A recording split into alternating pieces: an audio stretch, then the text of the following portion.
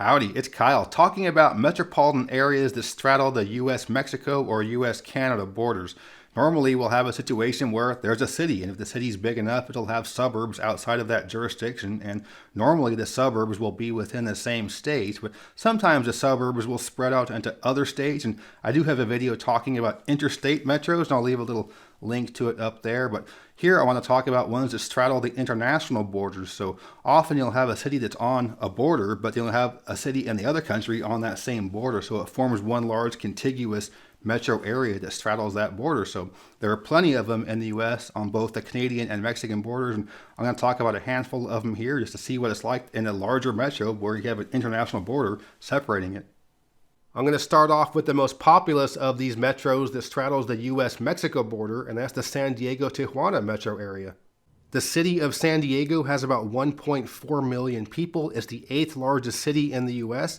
San Diego County has about 3.2 million. It's the 5th most populous county in the country. And San Diego is the only metro in the U.S. that has a population over 1.5 million, in which the entire metro is just one county. Just across the border is the city of Tijuana, which is in the state of Baja California. There are about 2 million people in Tijuana, and that's right along the border itself. So downtown San Diego is about 20 miles north, but downtown Tijuana is basically right there at the international border.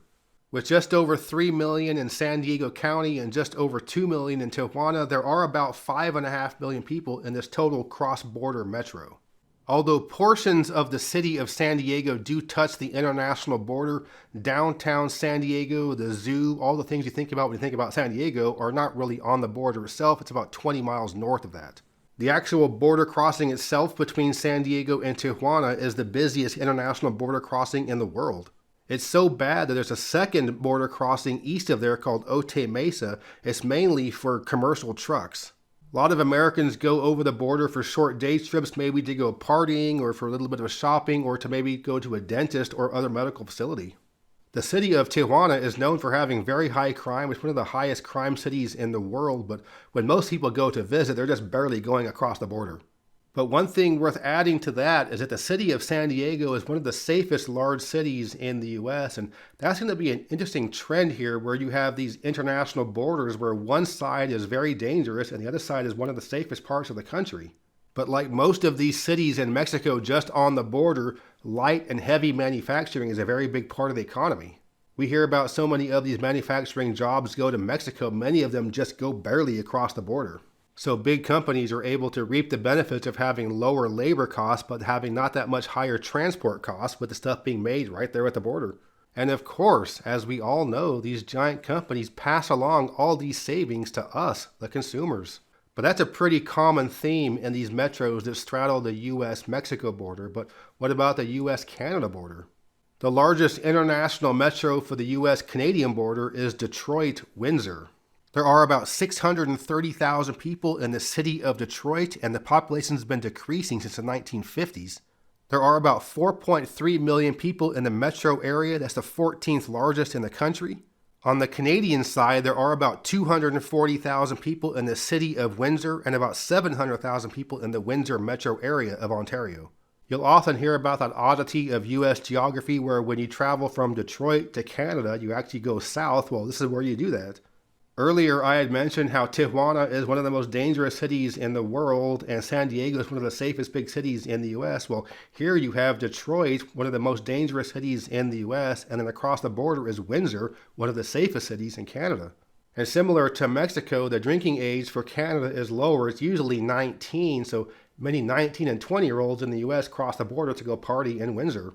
And just like along the Mexican border, manufacturing is huge in the metro areas along the Canadian border. Automotive assembly isn't just huge for Detroit and Michigan, it's also huge across the border in Windsor. There are multiple automotive plants on both sides of the border here. Something else that's similar for both sides is the large Arab population. The largest Arab American population in the U.S. is in the Detroit metro area, especially in the suburb of Dearborn, but there are also quite a few Arabs in Windsor as well. About 11% of the population there is Arab, but about 25% of the population in Windsor is foreign-born. So that's the largest international metro we have along the Canadian border. So let's go back down to the Mexican border with El Paso, Texas, and Juarez, Chihuahua. The city of El Paso has about 680,000 people. It's the 23rd largest city in the U.S., and the county has about 870,000. And unlike the rest of urban Texas, there's only been slow population growth in El Paso in recent years. On the Mexican side, there are about 1.5 million people in Juarez, approximately 2.5 million people on the entire Mexican side of this metro, which makes it about 3.5 million people for the overall international metro. Earlier, I mentioned how San Diego County is about one-third Hispanic, mostly Mexican, but El Paso County is 83% Hispanic, mostly Mexican. And as a result, El Paso really is kind of a Spanish-first metro area and feels much more Mexican than San Diego. A major part of the economy in El Paso are call centers. Call centers probably want people who are bilingual, and most people in El Paso are bilingual. And this metro continues the trend where Juarez is one of the most dangerous cities in the entire world in terms of violent crime and murders, and El Paso is one of the safest cities in the U.S. And just like all of the other metros along the border, manufacturing is big on the Mexican side, both light and heavy manufacturing, with much of the things being manufactured on the Juarez side are electrical equipment and appliances. Throughout the entire Texas stretch of the Mexican border, the Rio Grande is the border itself. And most of these Texas cities along the Rio Grande, it's really just one city shared with the other side of the river, but usually the Texas side is the nice side and the Mexican side is the poorer side. And I really like El Paso. It's one of my favorite cities in the country. I'm not quite sure why it isn't growing as much as the other parts of Texas, but it is pretty nice. From the far west end of Texas to the far east end, let's look at the metro area that straddles the Rio Grande around Brownsville and Matamoros. This is a large urban center that goes from the Gulf of Mexico pretty far upriver of the Rio Grande. You have two major counties on the Texas side. You have Cameron County with about 425,000 people. This is where Brownsville is, which has about 190,000. And just to the west of that is Hidalgo County, which has about 900,000 people. The largest city in that county is McAllen, which has about 150,000. So this combined metro of South Texas along the Rio Grande has about 1.4 million people on the U.S. side. That's about the same size as Memphis or New Orleans metro. It's also the U.S. metro with the largest percent of the population being Hispanic. About 94% of the population there are Hispanic, mostly Mexican. But it's also the poorest urban metro in the U.S. Approximately one-third of the population lives below the poverty line.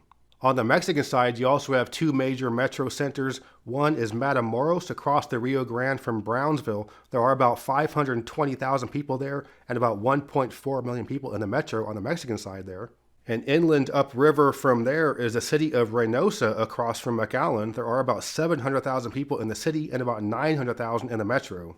So that's about 2.3 million people in this metro on the Mexican side to go along with the 1.4 million on the American side. So that's about 3.7 million people for this entire international metro area. And there's a lot of population growth on the U.S. side here. Brownsville is an important port for petrochemicals. The aerospace industry is big there, with SpaceX having its headquarters down there. Also in this metro on the U.S. side is Padre Island. The northern portion of it is a national seashore. The southern end of it is kind of a party town. And overall, the climate of South Texas is kind of like South Florida. It's very subtropical, warm all year. And just like Tijuana and Juarez, Matamoros and Reynosa are also big for manufacturing. But unlike the other metros previously mentioned, there isn't one major city here that is the large center of population. It's a large cluster of smaller towns that makes up one large metro. Heading back up to the Canadian border, I'm headed to the second largest metro that straddles the line, Buffalo, Niagara Falls. Buffalo and Niagara Falls, New York are about 20 miles apart from each other, but both are along the Canadian border. The city of Buffalo has about 274,000 people. It's been losing population since the 1950s. It's located in Erie County, which has about 950,000 people and has flat population growth. Niagara Falls, New York has about 48,000 people. There's been population loss since the 1960s, and there's about 210,000 people in Niagara County. The overall Buffalo-Niagara metropolitan area has just over 1.1 million people. It has flat growth and is the 58th largest metro in the U.S. Despite Buffalo being much larger than Niagara Falls, on the Canadian side, there's more people across from Niagara Falls than Buffalo. Niagara Falls, Ontario has about 95,000 people with some population growth. But Fort Erie, Ontario, just across the border from Buffalo, has only 33,000 people with not much else around it. The largest city in this metro on the Canadian side is St. Catharines with about 137,000 people with some population growth, although it isn't right there along the border. It's a few miles west of Niagara Falls, Ontario, but is certainly within this larger metro. St. Catharines is a very important city in Canada. It's a northern terminus of the Welland Canal, which allows ships to go around Niagara Falls while remaining entirely in Canada. That was built in 1829. In 1825 is when the Erie Canal was created in the U.S., so it's similar where you can have transport to go around the falls but entirely remain within the U.S. It's important to note the difference between Niagara Falls, Ontario, and New York. The Canadian side is where you have what's called Clifton Hill. There's all that kind of kitschy tourist stuff, all that stuff you might find in Gatlinburg or Wisconsin Dells. The New York side is really rough. Population decline, really high crime. And something really interesting about this town is that up until about the 1960s, going to Niagara Falls was a popular tradition for people to go on their honeymoons. I'm not sure why that is, but what a way to start a marriage by staring at one of the largest collapses of water on Earth. Hey baby, look at this. It's a symbol of our love. It's a normal river, then a giant collapse. But look, it smooths out again, just now with lower standards. Okay, so now I'm going to go back down to Mexico and talk about a few smaller metros that straddle the border. One would be Laredo, Texas, which is right across the Rio Grande from Nuevo, Laredo, Mexico. There are about 270,000 people on the U.S. side and about 425,000 people on the Mexican side, so about 700,000 in the overall international metro. And this is a major port of entry for commercial traffic. Although Nuevo Laredo isn't a huge city, it's just up the road from Monterrey, one of the biggest cities in Mexico. And Monterrey is kind of like the Detroit of Mexico for the auto industry, many automotive manufacturing plants there. And I would say Laredo is the most Mexican city in the U.S. If you're interested in seeing what Mexico might be like, but you don't want to cross the border, go to Laredo. It really does feel like a Mexican city just on our side of the border. Heading back to the California portion of the border, I'm looking at the towns of Calexico, California, and Mexicali, Mexico. So you can see the really cute way of naming the towns there, but there was really no population here before 1900, so these weren't names given to towns a long time ago. There are about 850,000 people in Mexicali on the Mexican side, which is much more than the 38,000 on the Calexico on the U.S. side. Mexicali, not Tijuana, is the capital of the state of Baja California, even though Tijuana is the largest city in that state.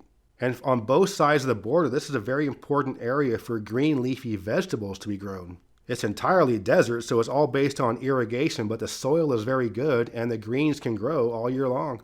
But as you can see for this metro and the next one I'm going to show, there is no Rio Grande, so the international border is just a line of latitude. So as a result, this is where you have the fence or the wall that is separating these two cities, even though it really is just one city with a giant wall going through it.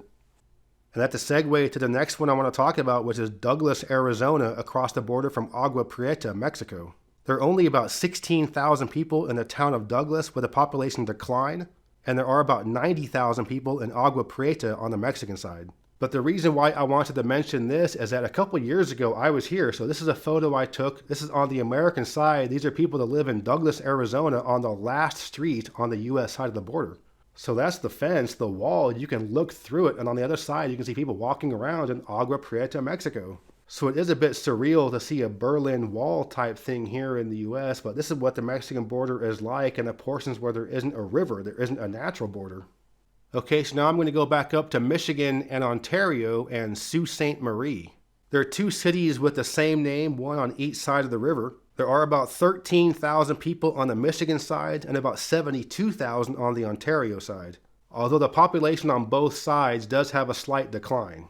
And so why you have these two cities here is what are called the Sioux Locks. These are some locks that connect Lake Superior to Lake Huron going through the St. Mary's River. So you have some rapids there that would be too difficult to use, so you have a canal, these locks that go around it.